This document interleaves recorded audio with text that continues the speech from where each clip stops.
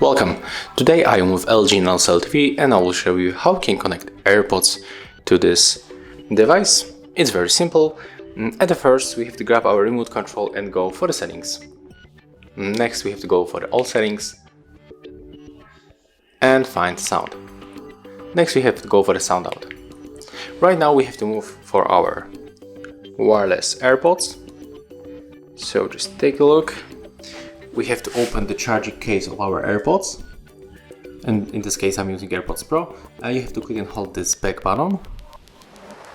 So let's open it. Let's make it. Click and hold it until this indicator on the front starts blinking on a white color.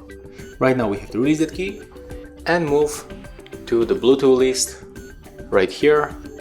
Click on this icon device list. Click on it once and take a look on the connectable devices.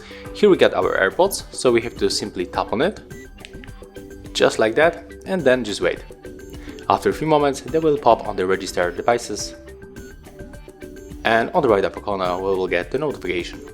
So as you can see, right now we are connected and we can easily use our AirPods with LG NanoCell TV. And if you found this video helpful, remember to have a like, comment and subscribe to our channel.